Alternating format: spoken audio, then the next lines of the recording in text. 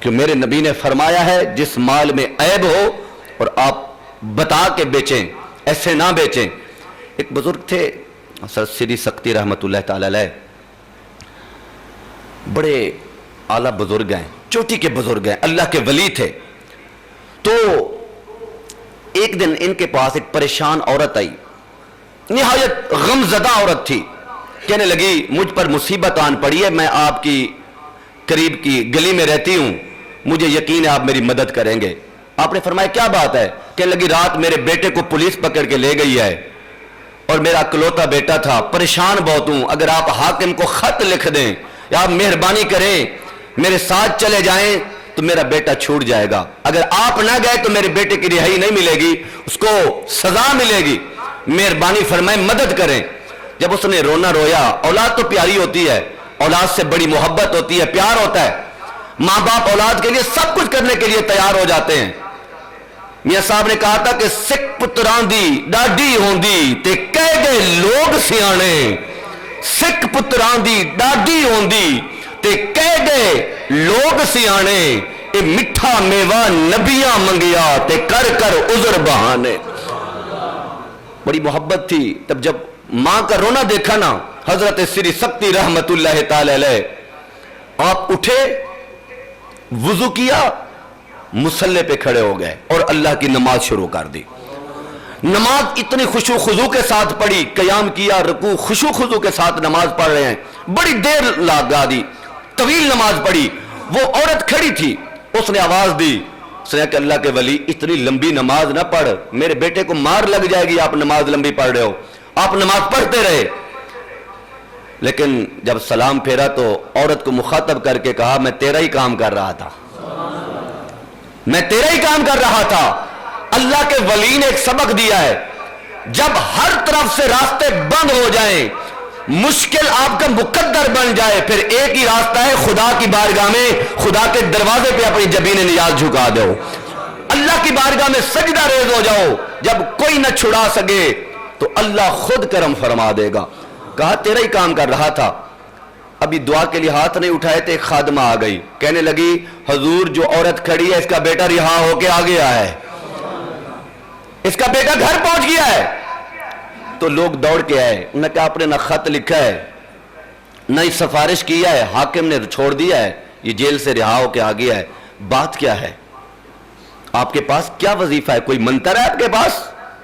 جملے سنے یار۔ انہوں نے کہا میرے پاس منتر کوئی نہیں ہے، میں نے اپنے رب سے ایک وعدہ کیا ہے، میں نے اپنے رب سے وعدہ کیا ہے۔ کیا وعدہ کیا ہے؟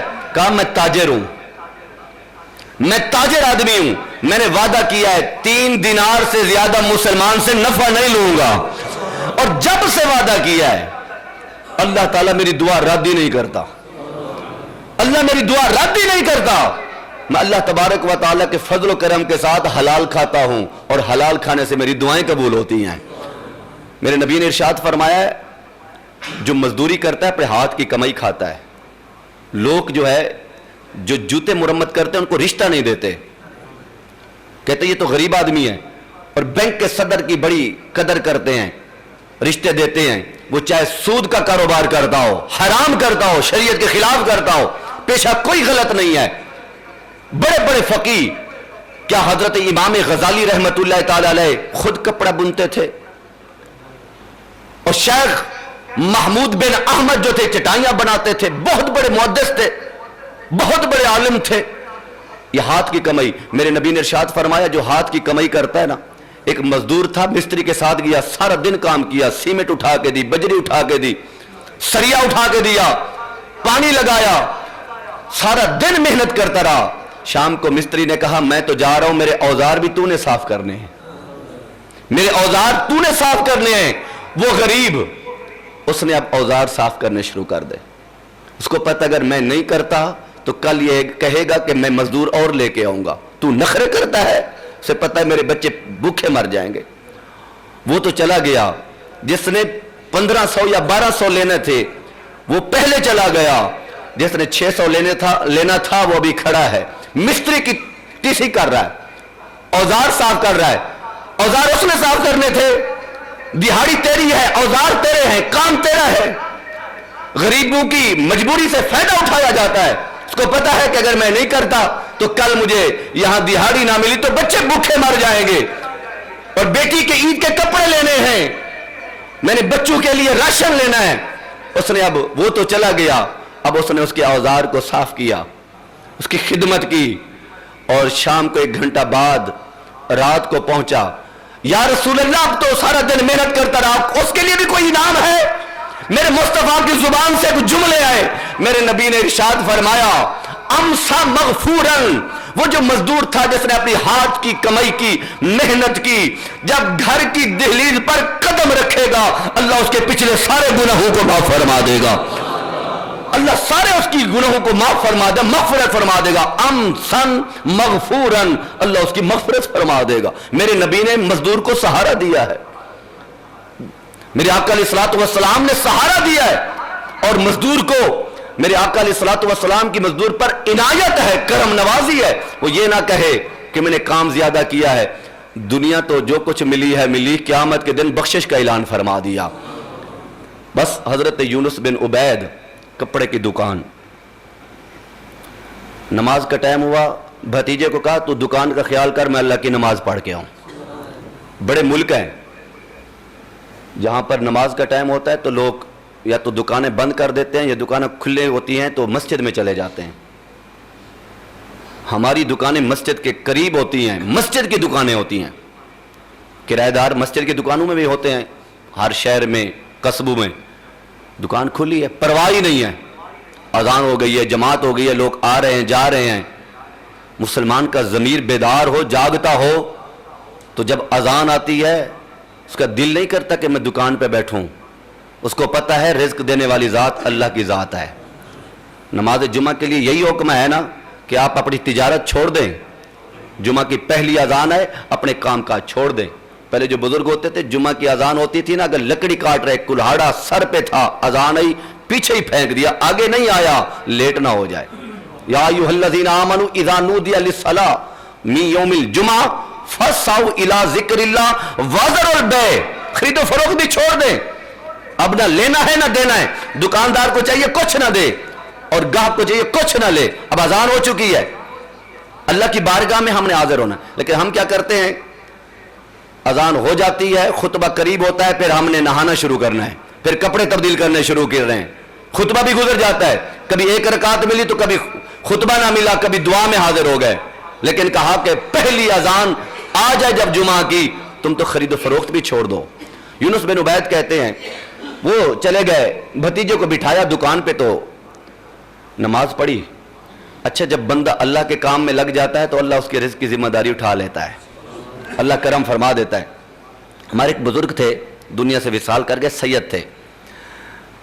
انہوں نے مجھے خود واقعہ سنایا. انہوں نے کہا میں جب بچہ تھا, جوان تھا, بھی زیادہ عمر نہیں تھی, میں سادات خاندان سے ہوں, تو میرے والد گرامی انہوں نے مجھے فرمایا کہ میرے ایک مرید ہیں کراچی میں, آپ کپڑے کا کاروبار وہ کرتے ہیں, میمن برادری سے تعلق رکھتے ہیں, آپ ان کے ہاں جا کے نا کپڑے کا کاروبار سیکھیں. تو میں چلا گیا. وہ میرے والد صاحب کے مرید تھے. جہاں میں نے کام سیکھنا تھا, وہ دکاندار جو تھا, میمن جو تھا, میرے والد صاحب کا مرید تھا. میں رات کو ان کے گھر رہتا تھا, دن کو میں دکان چلاتا تھا. اس بندے کا جو میمن تھا اس کا رویہ بڑا عجیب تھا. جب دکان پہ آتا تھا ایسے پتہ چلتا ہے کہ یہ میرا افسر ہے, لیکن جب گھر جاتا تھا میرے پیر بھی دباتا تھا. دکان پہ دکانداری ہوتی تھی, میں پہلے آتا دکان کھولتا. مجھے آج تک, میں بھی کافی عرصہ پرانی بات ہے, میرے دل پہ لکھی ہوئی ہے. تو کہتے ہیں کہ میں صبح آتا, جلدی دکان کھول لیتا, وہ میرا ناشتہ بھی لے آتے, اور ایک دفعہ آئے تو ناشتہ لے کے مجھ سے پوچھا کہ کوئی گاہک آیا تھا. صبح کا ٹائم تھا. تاجر, توجہ سے بات سنے میری, تو کوئی آیا تھا کسٹمر, کوئی دکان پہ کوئی سودا لینے والا, کپڑے لینے والا کوئی آیا تھا. تو میں نے بتایا کہ ہاں ایک شخص آیا تھا, لیکن اس نے کپڑا خریدا نہیں ہے, دیکھ کے چلا گیا ہے. یار اس بندے کا ایمان دیکھیں.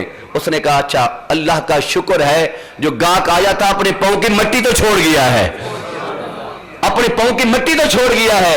مجھے اندازہ لگتا ہے میرا رب مجھے ضرور رزق عطا فرمائے گا. اللہ کسی اور کو بھیج دے گا۔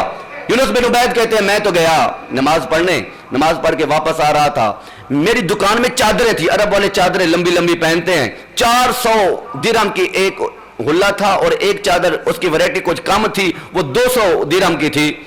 تو میں نے راستے میں ایک شخص کو دیکھا چادر لے کے جا رہا ہے، میں نے پہچان لیا مال میرا ہے۔ اولاد کی اور مال کی انسان کو پہچان ہوتی ہے، ریوڑ ہے 200 بکریاں ہوتی ہیں، بھیڑیں ہوتی ہیں، جو چرانے والا ہے اس کو ایک ایک نشانی کا پتہ ہوتا ہے۔ ہمیں پتہ چلتا ہے کہ ساری ایک جیسی ہے، رنگ ایک جیسا ہوتا ہے، شکل ایک جیسی ہوتی ہے، لیکن جس کا مال ہوتا ہے اسے پتہ ہوتا ہے۔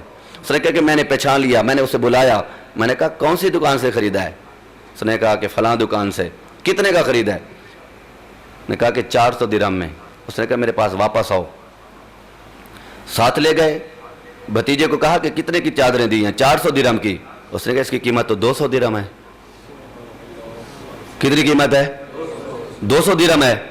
اس نے کہا جس نے راضی ہو کے لیا ہے، خود کہا ہے، اس نے کہا ہے ہمارے علاقے میں ان چادروں کی قیمت 500 درہم ہے۔ اس نے کہا تجھے خدا کا خوف نہیں آتا؟ بھتیجے کو کہا یہ تربیت ہے۔ آج کسی کا بیٹا دکان پہ لوٹ مار کرے، دھوکہ دے، باپ کہتا ہے میرا بیٹا سیکھ گیا ہے، اب اسے کاروبار کرنا آ گیا ہے، اب یہ زندگی اچھی گزار لے گا، اب یہ کما سکتا ہے، دکان چلا سکتا ہے۔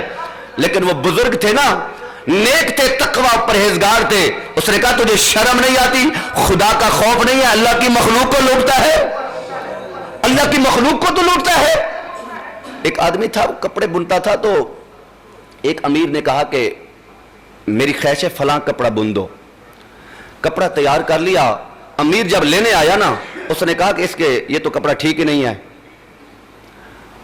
اس نے کپڑا نہ خریدا، وہ کئی دن تک بناتا رہا، بڑی مشکل سے کپڑا بنتا تھا۔ تو وہ جو اللہ والا تھا نا، جو بناتا تھا، اس نے سنا کہ یہ کپڑا تو میرا بیکار ہے، آرڈر اس کا تھا، اس نے انکار کر دیا ہے، درد تو ہوتا ہے، تکلیف ہوتی ہے۔ تو اس نے کیا کیا، مصلے پہ آ گیا اور اس نے اپنے رب سے بات ایک کی، کلیجہ پھٹ جاتا ہے، کہنے لگا یا اللہ میں اس کپڑے کو اچھا سمجھتا تھا، لیکن اس نے عیب نکال کے اس کو رد کر دیا ہے۔ مجھے 60 سال ہو گئے ہیں تیری عبادت کرتے، تیرے احکام پہ عمل کرتے، کل قیامت کے دن اگر تو نے کہہ دیا کہ تیرے اعمال اچھے نہیں تو پھر میں کہاں جاؤں گا؟